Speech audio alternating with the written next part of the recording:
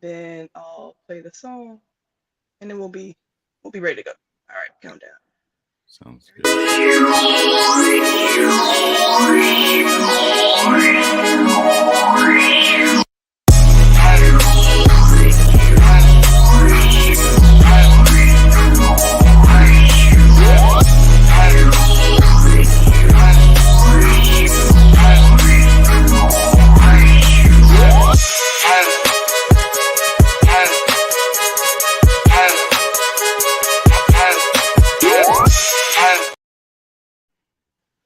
What is up? I love my song, y'all. I love my intro song. I'm over here jamming. I wish y'all could see me, but we got an awesome podcast guest. He is back for a second time. Josh Madakor, welcome back to Stats to Assets. Thank you. Thanks for having me back. Appreciate it. Of course. We love you, man. We love you. So we had to run it back. People love the first podcast interview. So we're gonna get into this time. Guys, we're talking about cybersecurity.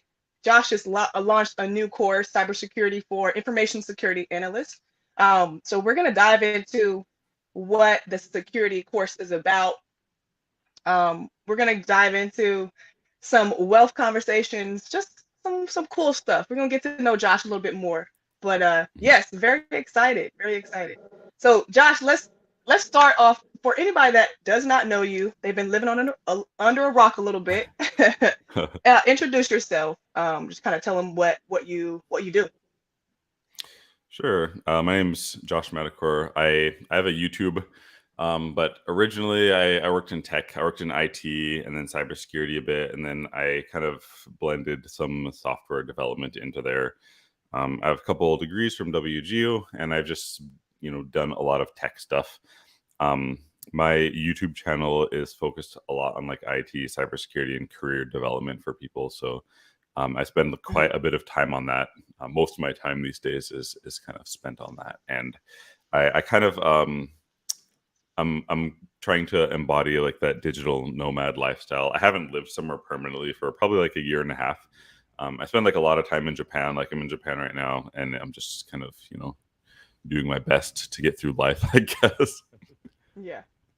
How's Yeah. Japan? What's the weather out there like right now? Um, it's not bad compared to Thailand. Thailand's like I just got back from there and it was like 100, 105, 103 like every day. Here it's like 70-ish degrees and it's really mild. Japan in general is like really clean. It's just like really a really nice place to stay, in my opinion. Awesome. It's definitely on my list to travel to. Um, Yeah. okay, so what are you? So we just launched the course, but are you working on any other projects right now? Like, what's next? What are you doing now? So right now, I have the IT and the cybersecurity course. So a decent chunk of my time is spent on those, like kind of maintaining the course itself, and then kind of Hmm. interacting with the students and those discords. So a good chunk of time is spent on that. But I'm trying to queue up a lot of videos for my main YouTube channel about like cybersecurity, and just try to field the requests from my audience, and then Yeah. make a bunch of videos essentially. Yeah. Okay. Yeah. And I'm gonna pause because something. How's my audio? Did it change at all? Uh, It sounds good, but I can hear myself echoing a little bit. Yeah, me too. I don't know what happened. Um, Let me I'm gonna remove you, but I'll bring you back. Say something, Josh. test 1 2 3. Yeah. I don't know if it's echoing, but now it's just different for me. I hear you kind of in both instead of like I don't know how to explain it. Mm. um, is there any Um, way? Let's actually. Can you refresh? Can you refresh your browser? Let's try that. yes. All right, 1 second. Hope my cats don't make too much noise.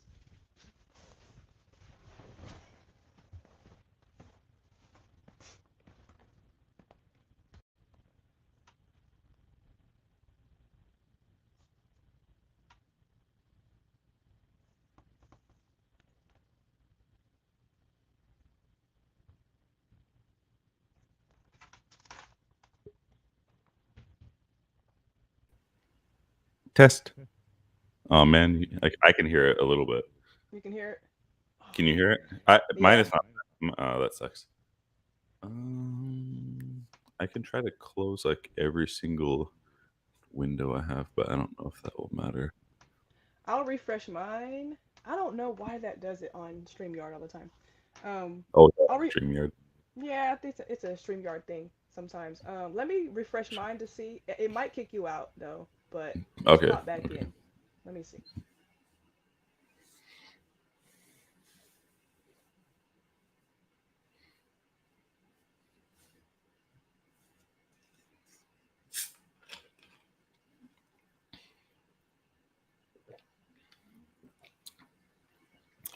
Test. Test.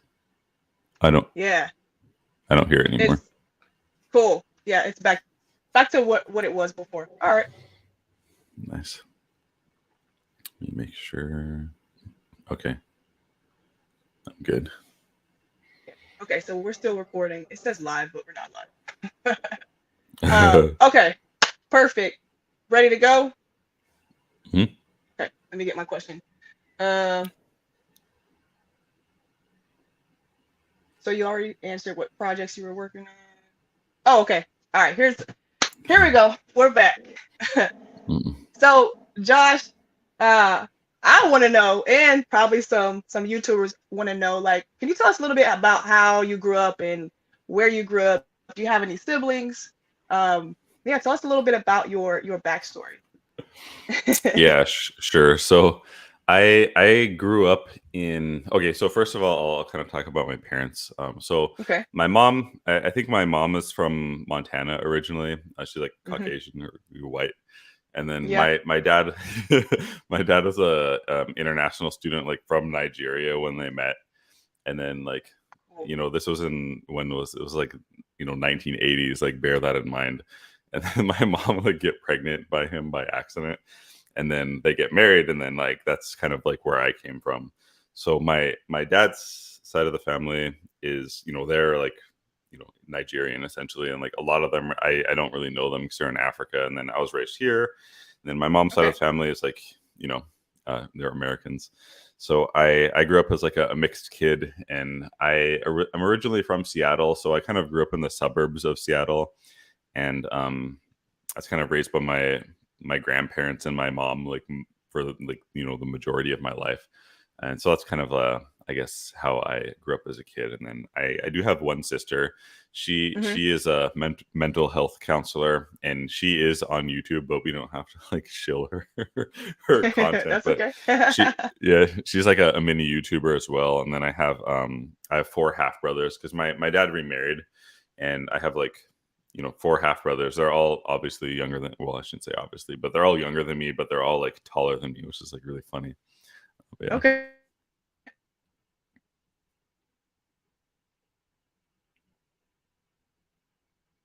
Oh no, you froze.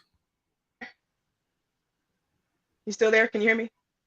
Yeah, it froze for a second, but it's okay now. Yeah, it's going out. I'll have to just edit those out. Yeah. Um, that's probably my internet, but yeah. So, did you, growing up as a kid, did you do any tech stuff? Did you remember being like into anything techy? Yeah, I only like played a lot of computer games. That's like kind of as far as my interest went, unfortunately. But it did cause me to it caused me to want to get a computer. Then my grandpa at the time was like, "Why don't you build one?" And I was like, "How do I do that?" Um, Oh, cool. but yeah, one of my neighbors like actually worked on computers a lot. So I just hit that guy up, as like a 12-year-old or something. I was like, help me build a computer. So we kind of like pieced together one, and I saved money and bought like the motherboard and like all those components. And that was kind of my first exposure to IT. But I didn't really do much beyond like play a whole bunch of games until I was like in my early 20s. Yeah. But first, favorite computer game, if you have Oh one, if you gosh. could choose. Yeah, probably the first game I like really played a lot was probably Warcraft 2. And then I played a lot of EverQuest, and then I just kind of played a lot of like Blizzard and MMO type games, until I was like well into adulthood. Okay. Okay. Cool. I don't know any of those games, It's but probably I'm good. gonna It's have probably good. to. I have to look them up. They're probably really good. Uh, so okay, let's get into the course, Josh. I'm sure you put a lot of work into it. I want to first talk about that journey and that process.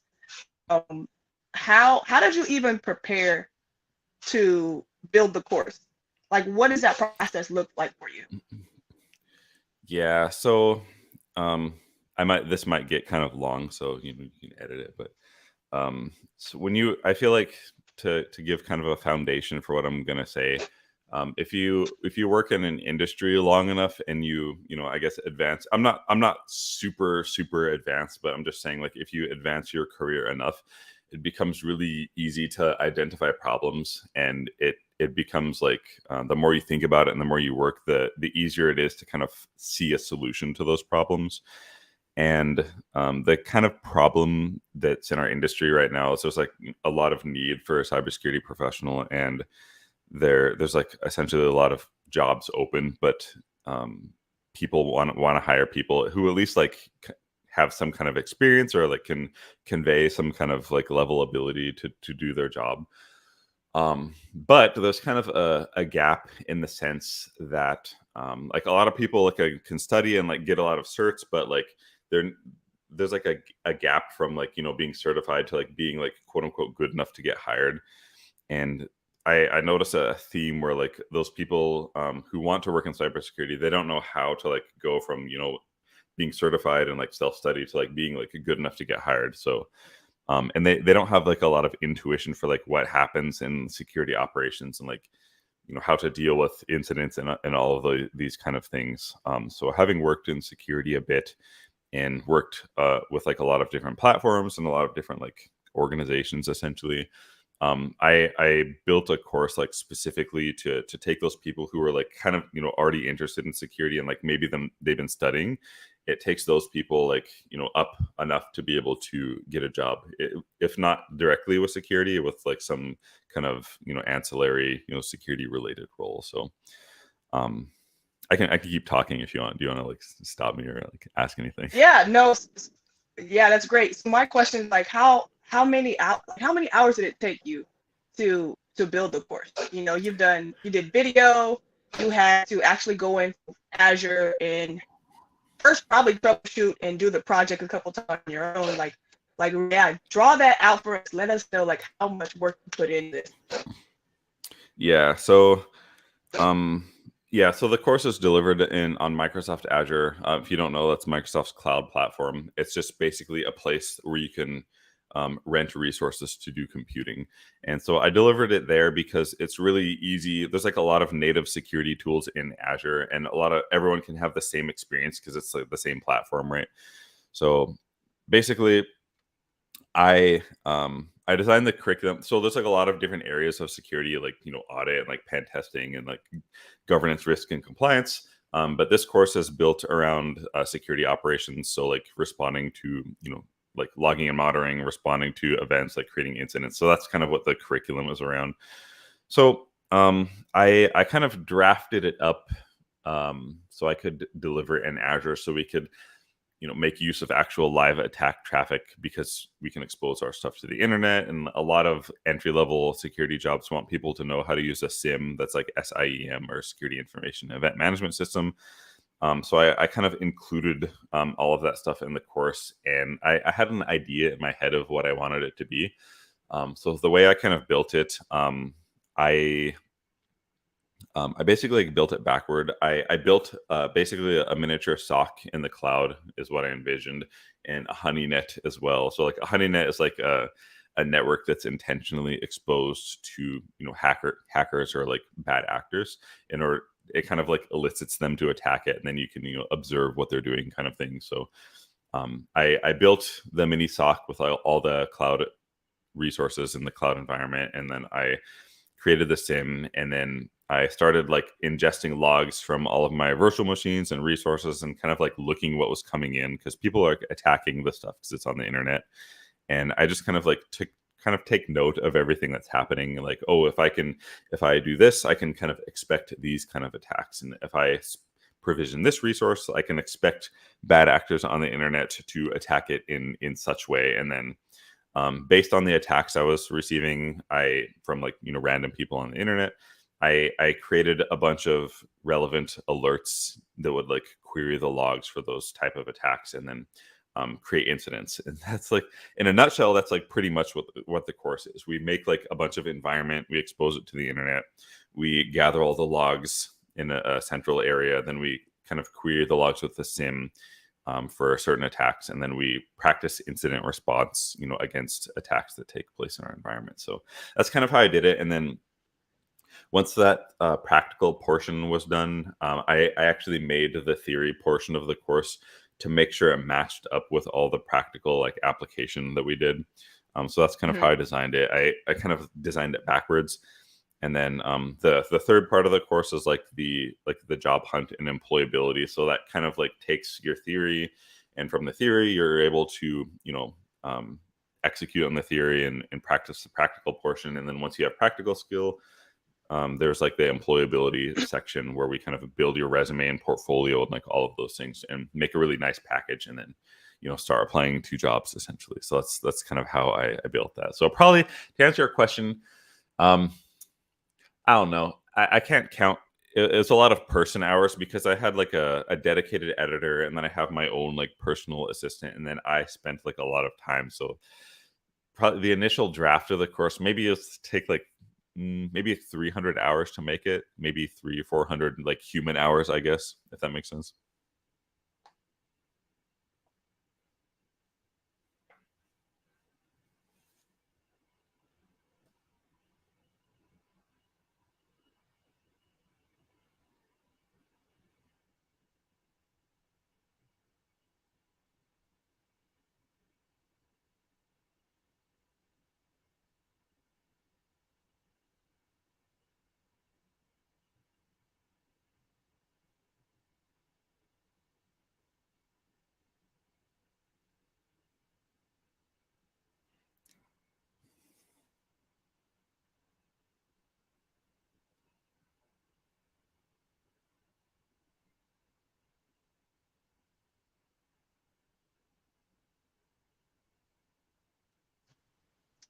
Hey, Josh, I'm sorry. I'm here.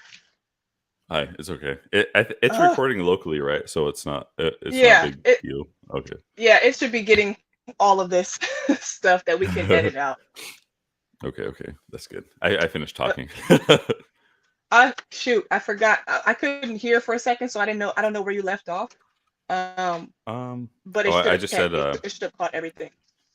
okay. I ended saying it probably took like maybe 400 or so human hours, but I had two people like helping me quite a bit. So. Wow, 400. 400? Yes.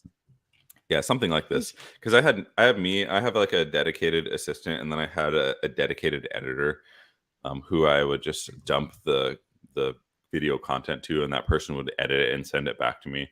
Because I didn't have time. I didn't have time to edit it. It was almost late to deliver, but because I had like so much help, it ended up being okay. So I estimate probably like 400 hours. For me, it was probably like 200 hours, something like this, and then between like my helpers, it was like probably total of hmm 400, something like this. Okay. Okay, cool. So if somebody, they're looking at the course and they're like, yes, I want to get into cybersecurity. This is going to be great hands-on experience. What type of entry roles could they maybe look forward to applying for? If they after they take the course, then maybe they have, of course, maybe a security plus. Um, Mhm. what would they be kind of, I guess, qualified to do? Yeah, so it's kind of hard question to answer, but the kind of generic or vanilla answer would be like cybersecurity analyst or information security analyst or SOC hmm analyst. But actually, it's much more than this. because even if a job doesn't have the word like security in it or cyber or whatever, most well, I should say all IT jobs have some kind of security component to them. Yeah. So because our course it's delivered in Azure, and there's like we make heavy use of the cloud. You know, you can be some kind of cloud support engineer or application support engineer or something like this, or you could be like detection engineer, detection analyst, or incident response and analyst, or incident responder, or like something like this. Hmm. In the course, this is like a big question, and it's like a big problem because people don't really know anything other than like SOC analyst or whatever. So Yeah. in the in the course, in the job hunt section, I made like a list of keywords that you can use to search for jobs, and that list is like largely based off of the topics in the course.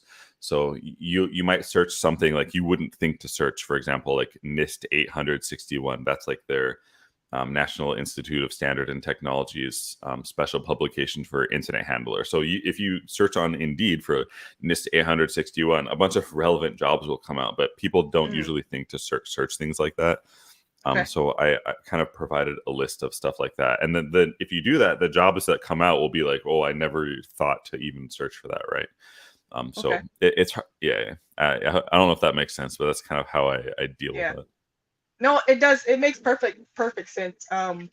So there is like it's almost like not a game, but to me, it's like there is a game to actually knowing how to apply for jobs. Like you said, you can find more if you Mhm. kind of put in certain um, keywords that might be actually in the listing rather than the actual job title.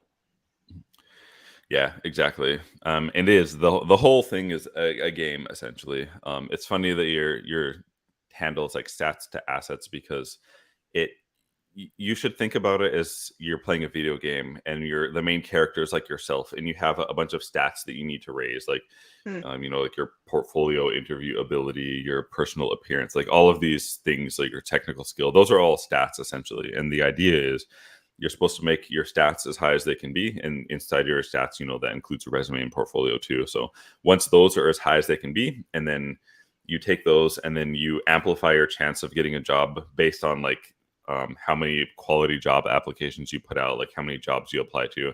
It's just all a game, and it's like it is a statistics game, and you use your stats to play it. That's like kind of how it is. So,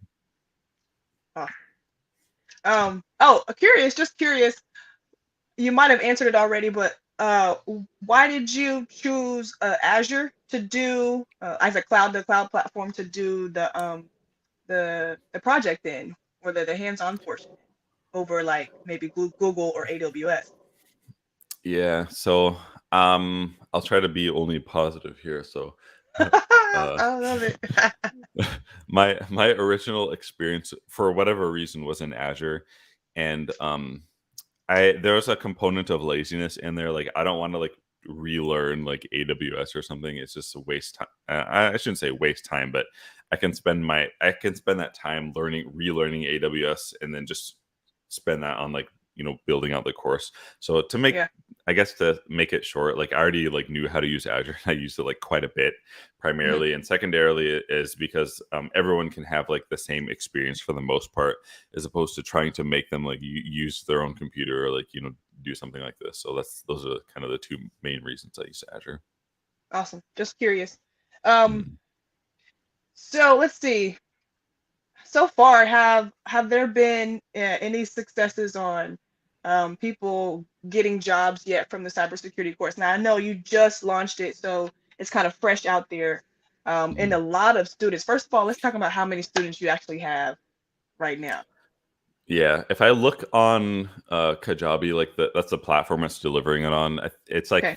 560, Wow. and we launched it in April, I think. Just Yes, last April. month. Yeah, yeah, yeah. It's a lot. So congratulations. Congratulations on that. So that was awesome. Yeah, Um, thanks. but yeah, anybody graduated and got a job yet? Yeah. So someone graduated. Maybe it's after a month they graduated. They got a job. They were working in IT already, and the job they got was like a cloud security architect, I think, or cloud security Ooh. admin, Okay. something like this.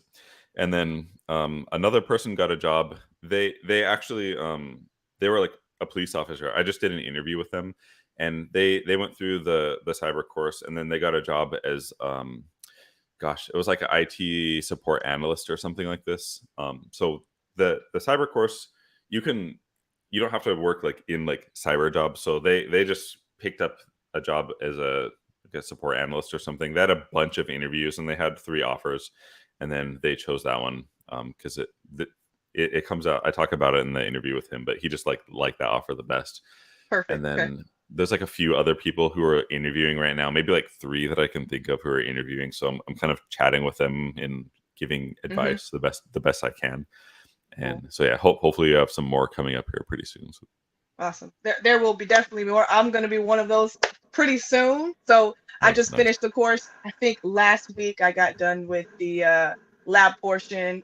Did my GitHub. So I am actually in the application stage now. Oh, nice. Yeah, trying to put out a lot of days because it's a numbers game. But Mm-mm. I'm super excited, super excited. So thank you so much for all the work that you and your team have put in this course for people like me that are trying to, change their career.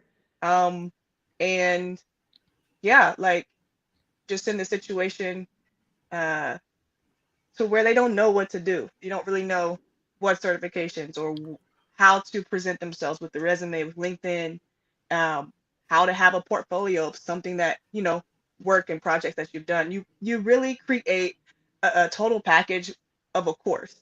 And the Discord, y'all, is fire. Everybody's helping Oh, all the time. mm, Him and his team, they do a great job of patching things when, we might find something, or Microsoft and Azure, they changed the platform, and so it's different, and he goes mm, right in as soon as we let him know to update or patch the video. So it's seamless. Like the labs they're pretty straightforward if you're paying attention, not falling asleep, okay. um because like you're just tired. But if you pay attention, the labs are going to take you straight through. And I was super determined to get to the part where you build up the honey sock, and you let the VMs get attacked for 24 hours. That was really really cool to come back Yeah. and see. Oh man, people out here. They're out here they're attacking my stuff. It's really cool. Yeah. So thank you so much. Mm. um, but let me see. What was my question? I think I went off topic, but we talked about the successes. Oh, my question was though, back with the student that got the cloud job, did they have Mm. any other certifications or any other experience from before that kind of helped them get there? What was their journey, if you Yeah. can share? I don't know. Hmm. It's if this is like whatever. It's in the Discord. His name is Sai, and we right when he got the job and posted it, like a bunch of people start asking him questions. So like all I know is he worked in IT before, but he didn't talk about. Well, at least I don't remember reading it about too much like what he did. And I was like, so, do you want to interview? But Yeah, I don't think he wanted to like. It's kind of nerve wracking to like come on YouTube and like all this. So I kind of like leave him alone. Like, I I don't want to got like you. bother him too much. But he Perfect. did Okay. he did work in IT before though. But I don't 100% know what he was doing. Okay. Okay. Cool. What's your favorite part? Curious. What's your favorite part of your course? My favorite part is seeing how long it takes for our stuff to get attacked once we create it. Like if we put a virtual machine on the internet, how soon is it going to start getting attacked? That's like pretty fun. Hmm. And the making the maps is really fun for me because I like to see like we have this thing where use we like enrich the logs from the attackers. Like we take their IP address and then we derive the geographic information on that and then plot all of those like on a map to see where all the attacks are coming from. And it's fun to see like where the attacks are coming from. It's like crazy. Maybe Yeah. Ernie gonna put like a picture of that up or something. It's quite fun. um Yes. yeah, probably those two my favorite. It's not, I don't know, it's a boring answer, but that's what I liked. Awesome. What was the hardest part maybe for you when you were putting the course together? Was there Mm. any spots of any rough spots or just, man, this is tough for whatever reason. Yeah. So probably I would say maybe two spots. The first one being like a lot of we collect logs from a lot of resources in Azure, essentially like virtual machines, like Key Vault, SQL Yeah. databases, some other stuff, Azure Hmm. Active Directory, and probably the hardest part was because I Azure has like a lot of nice built-in like rules to alert when people are attacking your stuff, but I kind of avoid using those because I want the students to make their own rules so they can have a better intuition of what exactly is happening, right? So I made some custom rules for the students to use in the course, and it was kind of hard to make those a little bit because you have to like really dissect the log and understand like the different fields in the log. And maybe this is probably getting like a little bit complicated, but if you want to alert on something like a successful brute force Hmm. attempt, you Hmm. have to do some kind of logic where the same attacker like fails a login like 20 times in a row, and then they actually have a successful log, or a successful login um, Hmm. after that within like a certain time period. It just gets a little bit complicated to make a query like that because you have to be able to identify that in the logs and then raise an alert and create an incident for like successful brute force. So that took some time. Like logically, it's like not that hard to do, but it just took some time to like make a good query, I guess. Yeah. And then yeah, and the other part, there's like an incident response component, and I wanted to make it so it makes sense, and so it's in line with industry standards. So I had to make like a mini playbook based off of NIST 861, the Computer Incident Handling Guide, and that wasn't like super hard, but I just took time because I wanted to make it, I guess, make sense. And I'm not that good at making documents and stuff, so I tried to use ChatGPT like quite a bit uh, in the course to help me refine some things. And I also like introduced ChatGPT a lot in the course for the students to let them get them in the mindset of trying to use it as like a learning tool as well. So yeah, those are the kind of the Yeah. challenging things. That's one of my favorite parts too about the course was, you also helping us, teaching us kind of how to use Chat GPT throughout the course Oh yeah. on just breaking certain things down. Like if we've gone through the course and there's a term or an idea that we didn't understand, going to Chat GPT to say, hey, I even practice this at work. Like, can you tell me, can you explain this to me, like at a high school level? Or, and Mm. I went all the way down to like a third grade level about something in Azure. And I was like, oh, okay. Mm. I got it. Like, it was so It's fun. It was so funny. it's yeah, it's so good. Oh my god, everyone you need to use it. Whoever's watching this needs to get Yes, used to using ChatGPT. It's like force amplify you a lot. it is. It's crazy. Um, yeah, let's get into some different uh cybersecurity roles. Maybe some of these cybersecurity roles can get after going through the course and getting a few certificates to boost. But just want to talk about some roles that are in cybersecurity that people might see and wonder what they are. So, of course, let's start with SOC analyst. What is that person? What's what's that person doing on a day-to-day basis? What's their role? Pretty much, a SOC analyst. Someone's gonna get mad because they're gonna be like, "That's not what a SOC analyst does." So for in my head, Yeah. basically SOC analysts, they'll do kind of like their main thing will be like incident response and some kind of vulnerability management, whether that probably like vulnerability remediation or something like this. So the incident response portion, maybe they're sitting at their computer and they have some kind of tools set up. Maybe they're using a SIM, like the Security Information Event Management System, and maybe say an alert gets triggered, and then their job is to kind of investigate that alert and determine, if it's a false positive or a true positive or whatever it is, and then kind of do actions based on that, like start executing incident response. So that the whole incident response life cycle, like say something happens in your environment, maybe um, Bob opens a malware or something and it triggers an alert, and then you check it and then you see like, oh, it is real. So the incident response life cycle would be like, verify that it's real, kind of work to contain and eradicate it, and then recover the system, like whether that means like re-imaging his hard drive or what.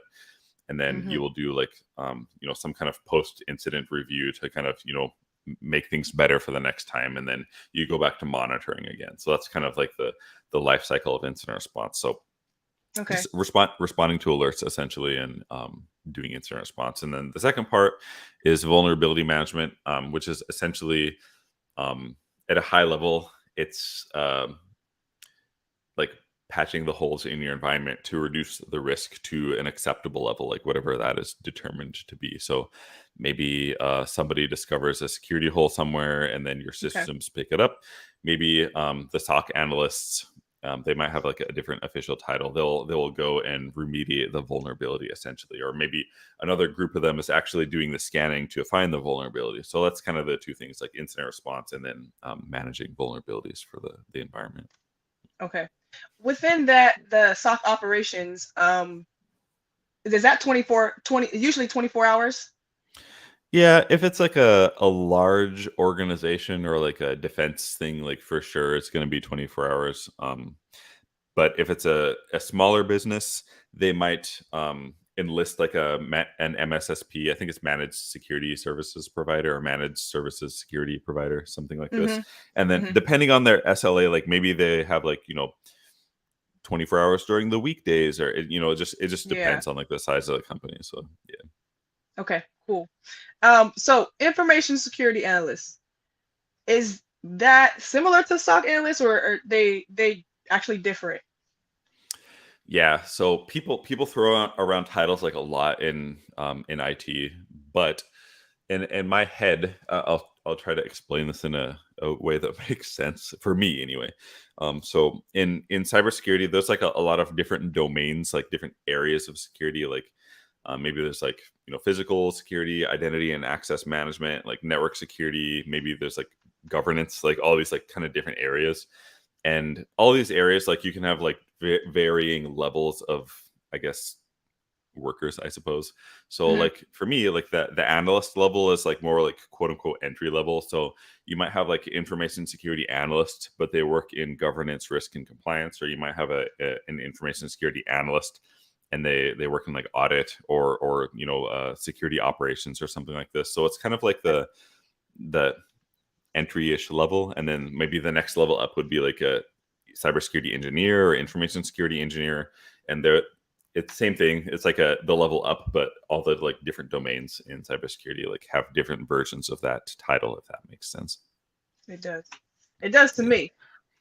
yeah. We can throw like there's a lot of infographics that show like the different domains.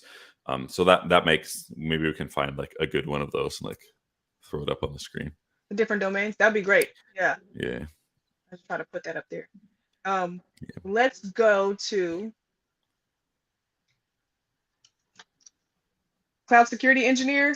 Um, yeah. What is that? What are they doing? So, a easy high level way to think about this is they can do it for like their internal organization, or they can do it for like a business to business, like provide security engineering for a partner or a customer organization, however you want to say that.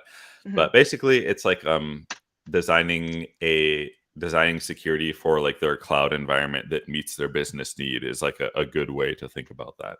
So just basically making sure they have appropriate controls in place to secure whose ever cloud environment we're talking about, to an adequate level, if that makes sense.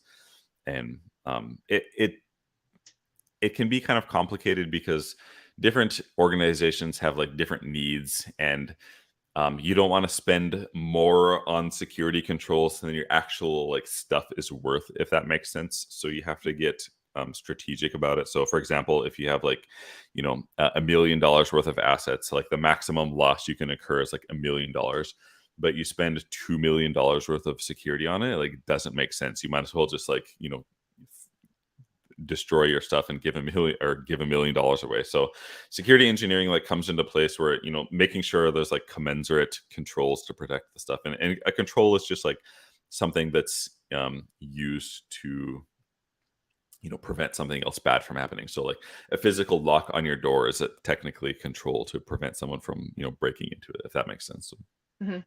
So would that be anything close to like what we did in the Azure for the project? Any small portion of it? Yeah, so like the end of it, what's a good way to like explain this? So the end, so when we expose our environment for like the 24 hours and like just let it get attacked like really really badly, Mm-hmm. and then Yeah. we recorded our stats, and then we kind of hardened the environment afterwards.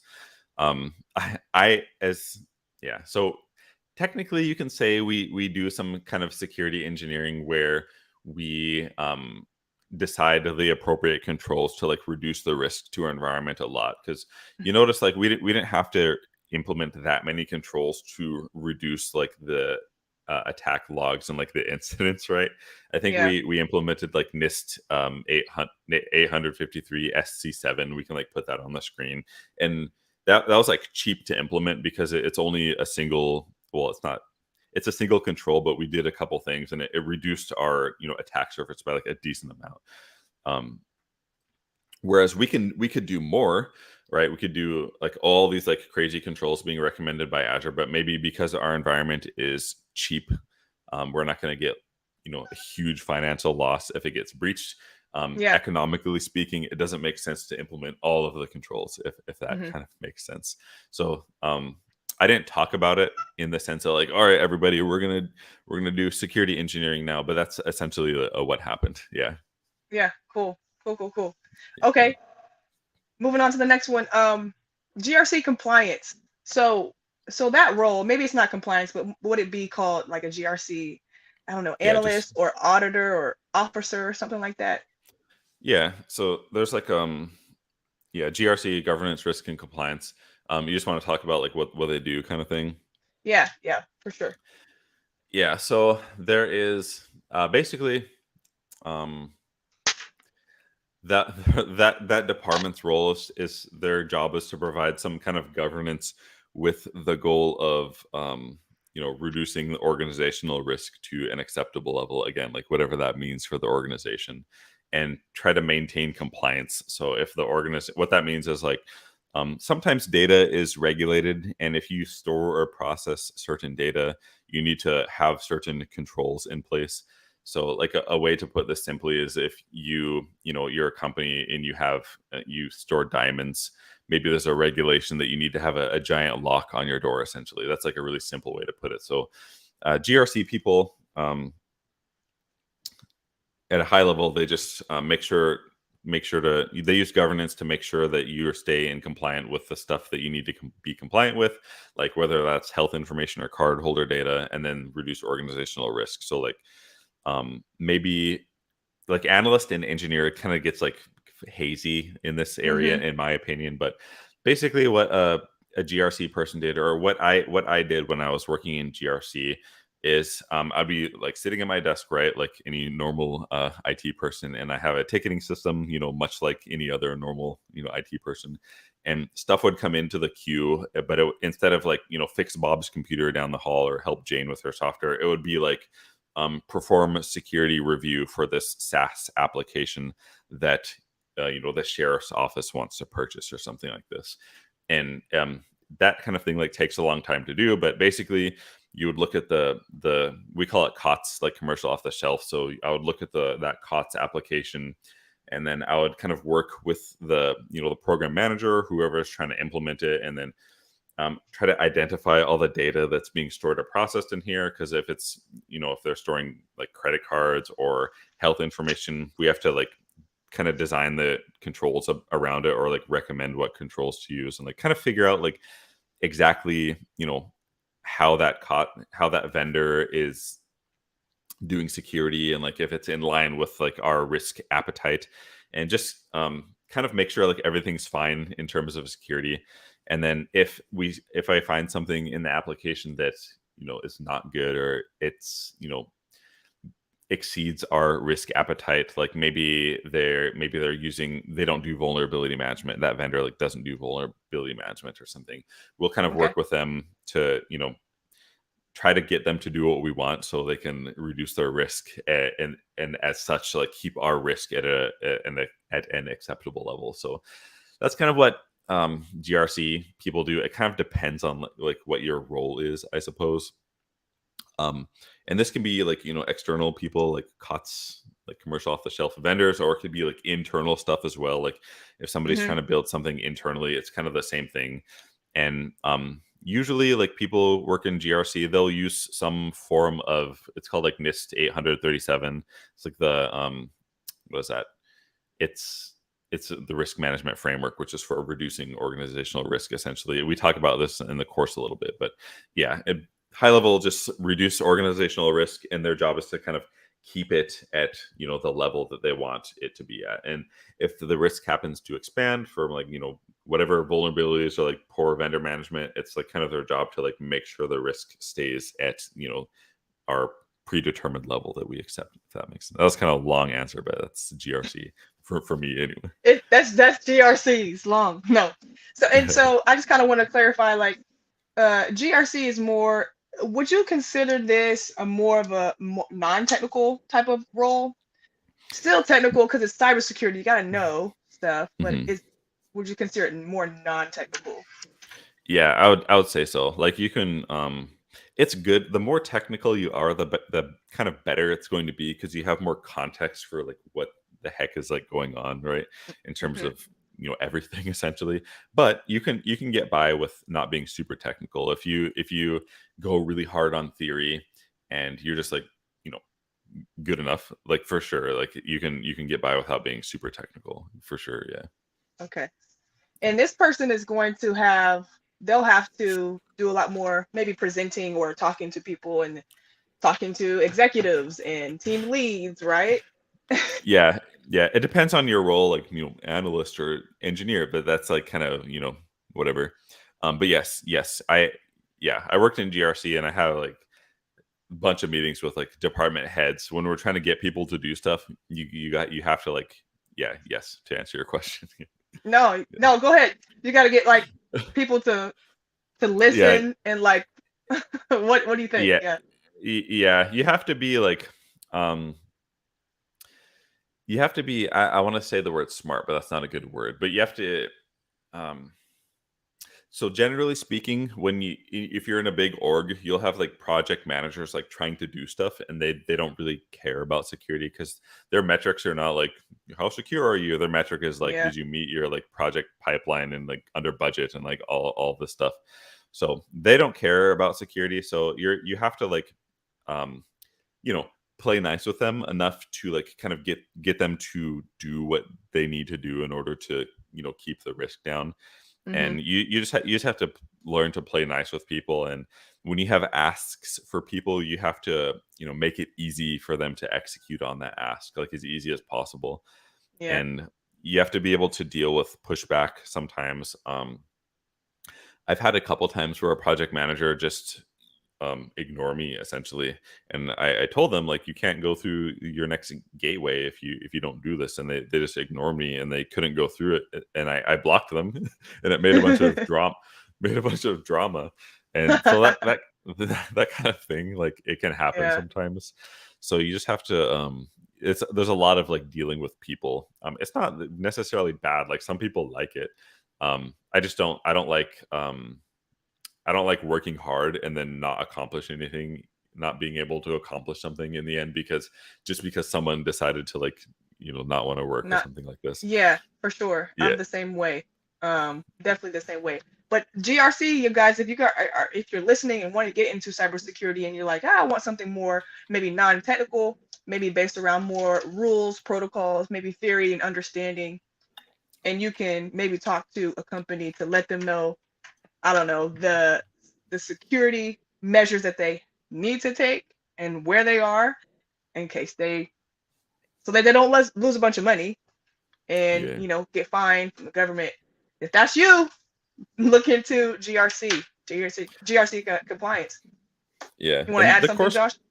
yeah. I was gonna say that the course covers it enough to give you like a pretty good intuition about security in general, to be able to function as like a at least analyst level in GRC. And we cover risk management framework in the course, like a decent amount.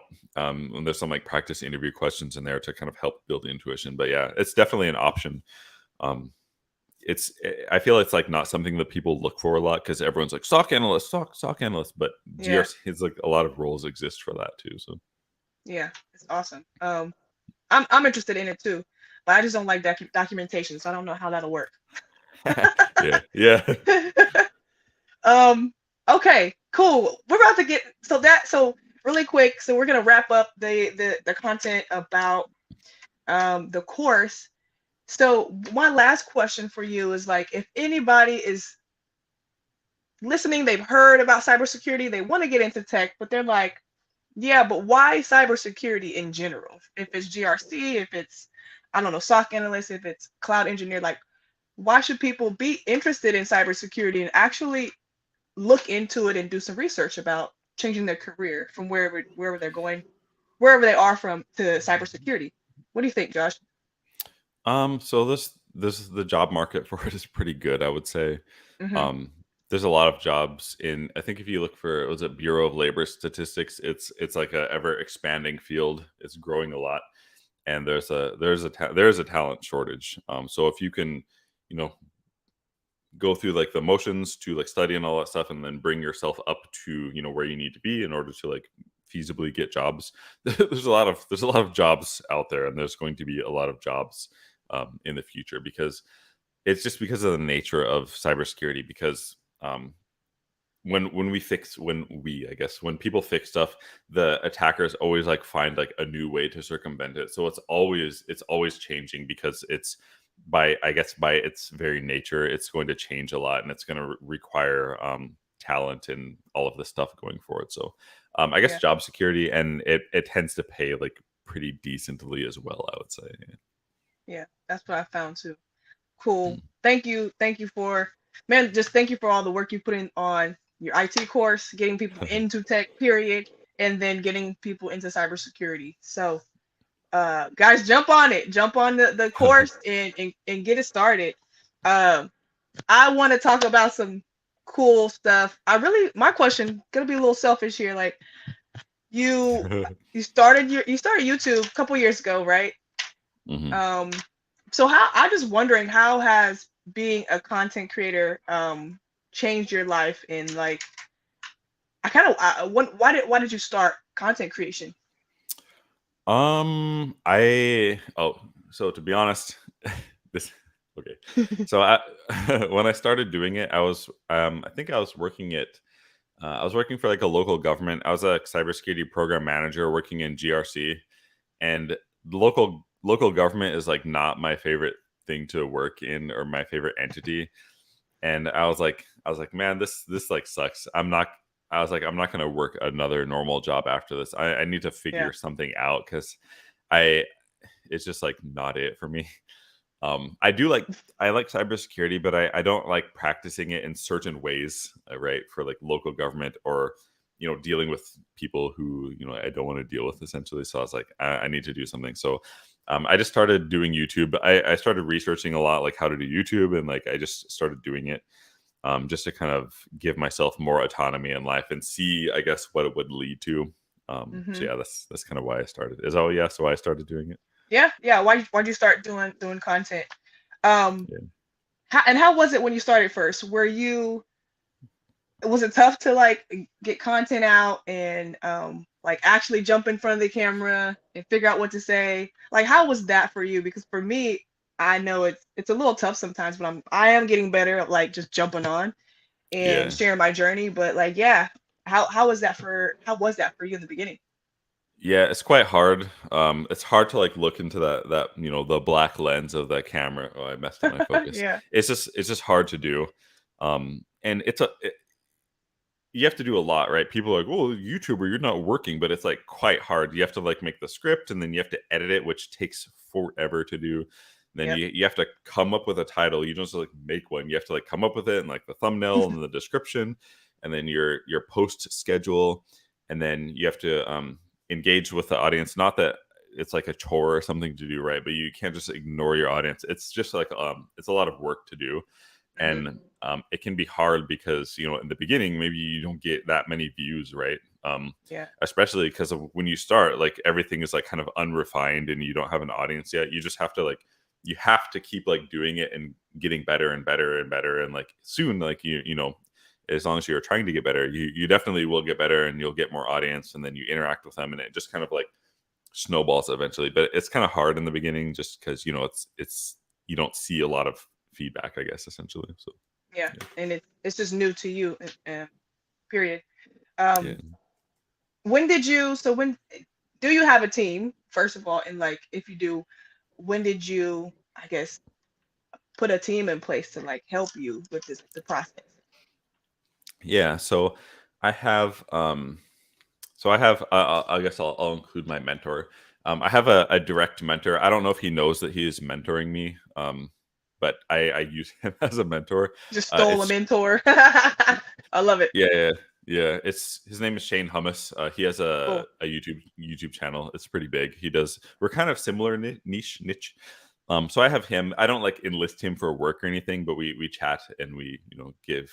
I get a lot of ideas from him. He helped me like a stupid more than he knows that he did, because we just talk sometimes, but it helps me a lot. Cool. And yeah, as far as my team goes, I have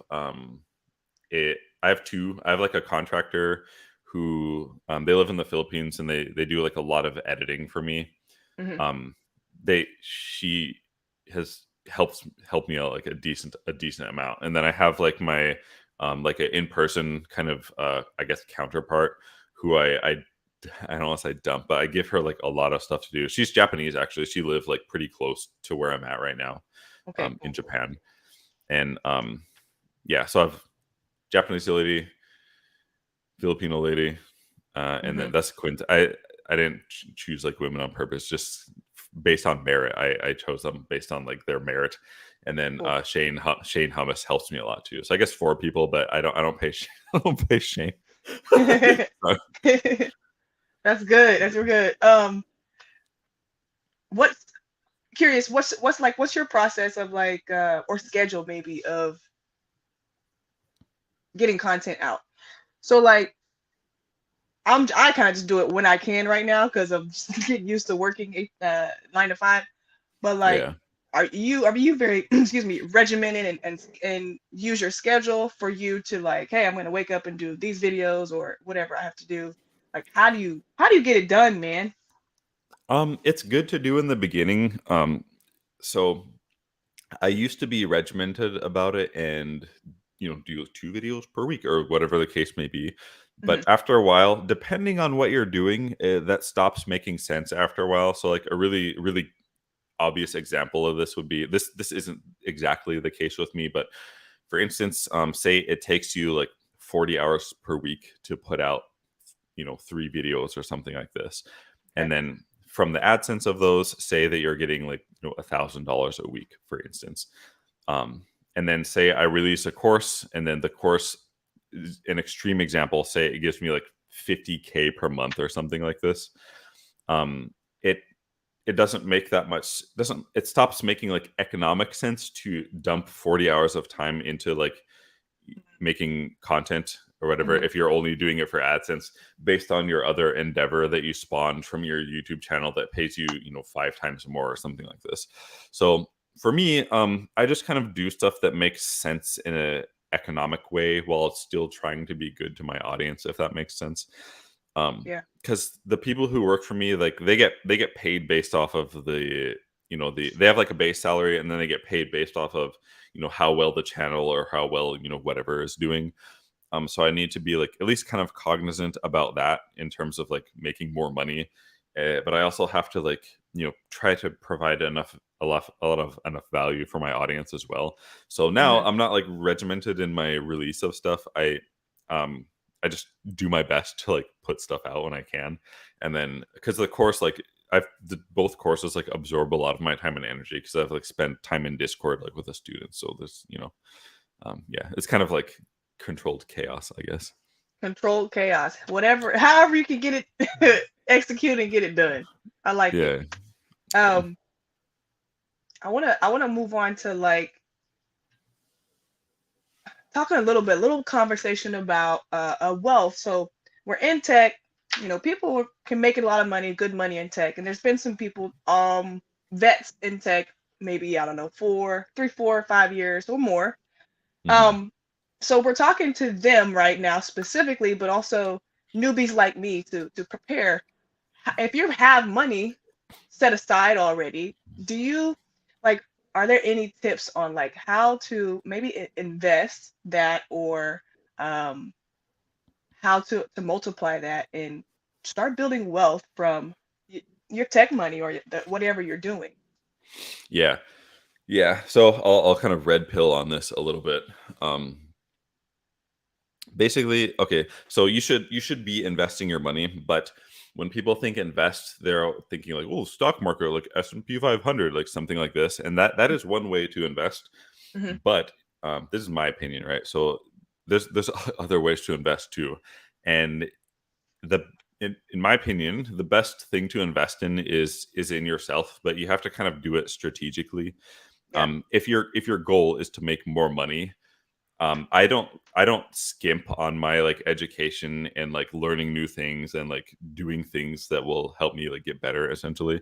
So for example, like a really obvious example of this is, say you're working like 50K job or something like this. You're maybe like a sysadmin or something, and then you're like, all right, I'm gonna invest, and you take like half your money and then you invest it into S&P 500, and then you get like, 10% return or something year over year, and you're like, well, I made a lot of money. But say like another person also works 50K, and they like dump like somehow like 25K like into themselves per year in a strategic way, and Okay. then they like increase their earning potential to like 400K or 500K or something, maybe like a crazy software engineer, or maybe like a content creator who like is strategic and smart about what they're doing. The difference between that 25K is like massive, right? Maybe this other person made like another couple $1,000 because they were like responsible and invested in S&P, but the other person invested in Yeah. themselves strategically, and now they're like essentially rich. So you should be investing your money, but you gotta think about, you like, what do I mean by invest? Do I invest in myself, or like do I want to invest part in like the stock market, or like bitcoins, or whatever the case may be?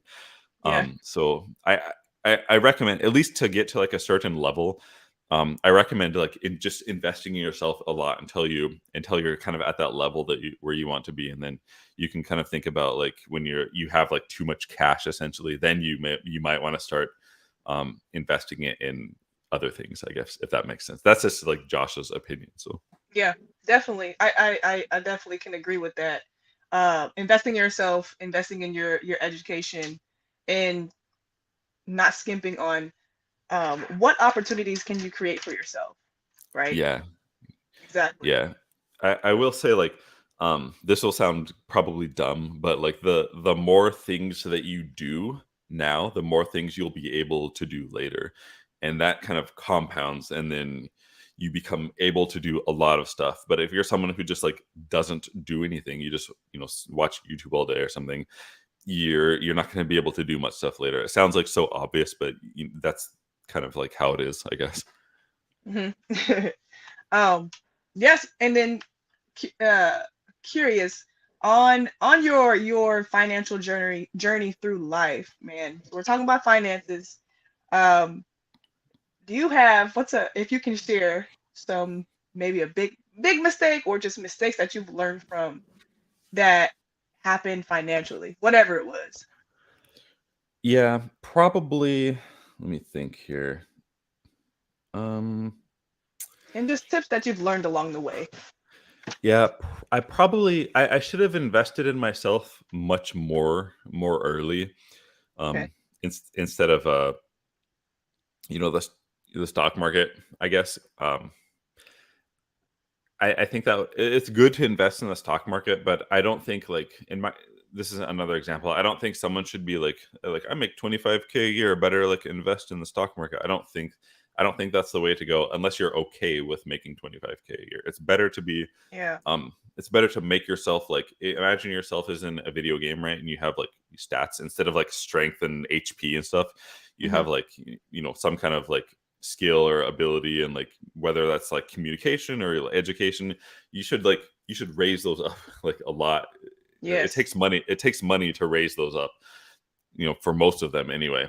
So I would like raise them stats up as much as you can, and then when they're high, then you can like go and make a bunch of money. I didn't really realize that till I was like already 30 something. So that's kind of a mistake. I would. It's not like a bad mistake because I have some stock. I don't have that much, but I have like some. And it's cool or whatever. But I would have done something differently if I was like to go back in time. Okay. Cool. Yeah. Cool. So, all right, Josh, how are you? How are you preparing for retirement? Not saying you're gonna retire anytime soon, but yeah, it's always good to think about retirement. We've kind of been talking about wealth a little bit and investments, but is there anything you're doing specific for retirement to help our Um. techies out? Yeah. I'm a very strange person, so I don't know if anyone want to like copy me, but I don't really think about retirement. I think about it more in the terms of like not being like if I don't feel like doing anything, like how can I get to that point where I don't have to like really do anything if I don't want to. Mm-hmm. um so to answer that question, is this is going to sound dumb, but I'm just trying to make a decent amount of money and not like waste a lot of it, if that makes sense. Mm-hmm. Yeah. um so I try to, not in the sense of like being greedy, like I want to get a lot of money, because like I tend to like, when I get money, I tend to like disperse it out to the people around me like kind of fast. Like I pay my the people who'll help me like quite a bit. Right. But having said all that, I just try to like I try to be smart about like what I'm doing, and I try to earn a lot of money. And it sounds like kind of weird saying this, because like a lot of it comes from my like audience and my subscribers. So I work really hard to, I just try to develop like the most quality content and to provide the most possible value that I can. So I don't feel bad about like, getting money from people who like buy the course or whatever. So to answer your Mm-hmm. question, I just try to be smart and like get a lot of money. By be smart, I just mean like do things that are economically make sense to like maximize earning, if that makes sense, without Yeah. screwing anyone in the process, which is, something that I wish more people would do, but they don't. So Yeah. Think about. We're yeah, gonna. Guess we're gonna keep it rolling after that one. No, yeah. kidding. So, um, I've been kind of like looking on LinkedIn and connecting with people and just chatting with people. So a lot of people are also have like side gigs or other businesses that they have. Um, so my question is, as far as you have two courses now, I would love to know like how has being a course creator and instructor kind of changed your life financially and as an entrepreneur, and just any way that you can explain like how has that journey been, how and what has changed for you in that process? Um, so something that like immediately stands out is I have like a basically like 100% autonomy. Like I can go like literally anywhere I want and no one cares. Before, like I worked at by the way, I didn't announce this, but I like quit working at Microsoft last month. So I don't work there Okay. anymore. But before, when I worked at Microsoft, I I had a lot of autonomy, but I not really, because I have to like do those like daily syncs, and it's like kind of hard if I'm overseas.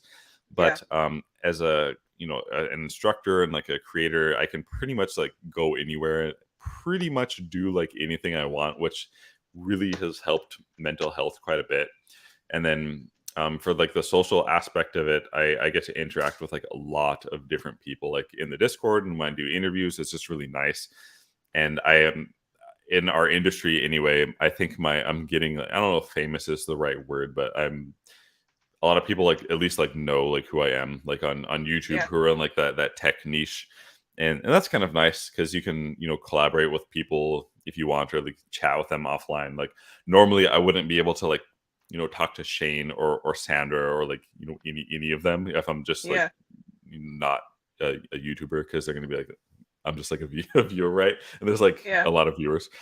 So that's kind of a cool privilege to have, I would say. But yeah, just Hmm. like the social aspect and autonomy has like been really good. Cool. Cool. And I know a lot of people are looking for autonomy. So within just finding maybe remote jobs or jobs that they can do and be successful at, and Mm. travel. But also on the other side, there's content creation, there's, I don't know, creating courses that in, or just doing other things that, like you kind of say, get you closer to the point where you have more autonomy, and you don't have to uh, get to the point, if you don't want to work, you don't have to. Yeah. I think a lot of people are wanting that and interested in that life. And for me, that's one of the big reasons I got into tech finally, even though having a computer science degree from Texas, when I graduated, I never did anything because I played basketball. But even Mm, then, 5 years after retirement, trying to figure life out and my second career, because I've known is sports and basketball. Um, mm, yeah, like I just kind of understood that tech is something that at first I'm interested in, but it's also paying very well. And it's like, if mm. you're going to be working 40 hours and giving your time up, you should be making great money to pay your bills and not have to stress, and you Yeah. know prepare for living your life and not working all the time. But like you Mm. said, you have to invest the money earlier. You have to invest in your knowledge and your education, and putting yourself in position to make great money, be successful at your job, know what you're doing, and just go up from there. So Mm. yeah. Yeah. Yeah. uh, Yeah. I agree. yeah. Anything you want to add? I think I got through all my questions, man. It was such an honor and pleasure to interview with you again. Is there anything you would like to add to close us out? Um, oh, well, I don't think so. I guess, well, I just want to say pretty much anyone can do anything.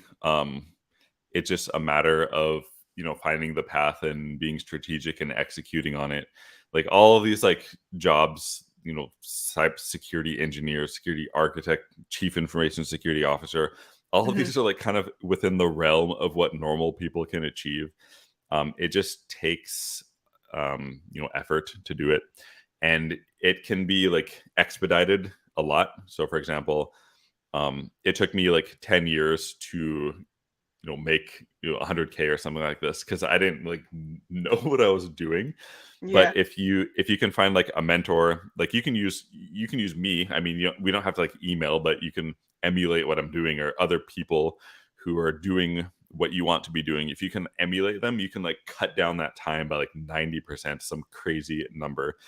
yeah, And just like execute on it, and like do what you have to do, like educate yourself and like all of this stuff, and you can have like a great career.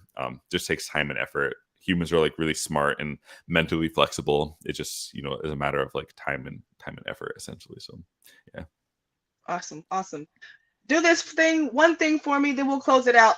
Josh, tell the viewers, whoever's watching this, if they haven't got your course already, why they should invest. They already thinking about doing cybersecurity, um, and going that route. Why is your course the way to go? How is it going to help them? It helps a lot, because it tends to give a lot of context for the industry, and it helps you like it connect, like you learn a lot of theory. Like if you take Security Plus or something, you're like, okay, like control, okay, like risk, all right, incident response. But Hmm. in the course, we actually like do those things and like implement controls and practice incident response. And I tend to explain things pretty well. I've been told, and the This course is is true. designed. Very true. Very true. Thank you. Helps you build intuition, and then we pretty much tell you like exactly what you need to like put on your resume, and provide a nice template, and provide like exactly what you should have on your portfolio, and then you can kind of adjust it to make it your own, and exactly like how to apply to certain jobs, and it just helps make everything make sense. So I guess to answer your question, it's going to expedite the time Hmm. in which it takes you to break into, if you're just trying to get it into like any tech job or getting into cybersecurity. Definitely, it's gonna reduce that time by like a decent amount. And in my opinion, I can't really say this because I don't know like everyone's economic like situation, but it's like a money well spent in my opinion. Like if this existed for me, I just would have gotten it at the time. But It took me like a decent amount of time to like learn what I know, because I have to like kind of find everything on my own. But I Yeah. kind of distilled that into a course. So at the very least, you're gonna come out of it with like a lot of context and knowledge, which is well worth the price, I think. And right now, it's going to be $497 forever, essentially. And then I think Earnie has a coupon code, and then we have like a payment plan now as well, so that will probably help. So I did see that. I did yeah. see that. Josh, why you ain't have a payment plan when I was getting in there? No, I'm just Sorry, kidding. I didn't. My No, bad. no, it's awesome. You guys, this is the course is the total package. Like, there's not many courses out there that actually help you with, I think, the resume, your LinkedIn, your GitHub. It's the full package, and on top of that, it's the support that you get when you are going through the course, and when you have graduated, from the course. You're still able to be in the Discord and be with other graduates and talk to Josh and his team. um, but it's you are, I don't want to say handheld, but you have support. You have support the Yeah, whole time. I've bought a lot of courses, real estate courses, other stuff, and this is by far the best course for the money, in terms of like what you're spending to what you could possibly be making in cybersecurity, even for the entry level. So it is a no-brainer. If cybersecurity is what you want to get into, do the course, go through the course.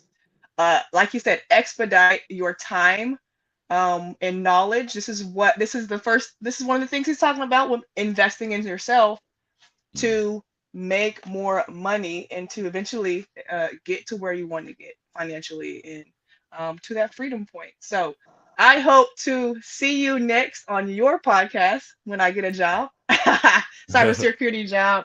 yeah. It's coming soon. I'm putting the good energy out in the air. But man, Josh, you have been awesome again for a second time. Look forward to working with you again. But thank you so Yeah. much for coming on the show, being open with us, talking about wealth, talking about everything, the cybersecurity course. This is so amazing, so awesome. Yeah, thank you. Thanks for having me. And for sure, we're gonna do another interview when the next job you get. So I'll Oh yeah. look forward to that. Yeah, me too. All right, you guys. Thank you for tuning into the Stats to Assets podcast. Like I always say, I will see you when I see you. Peace. Let's Bye go. bye.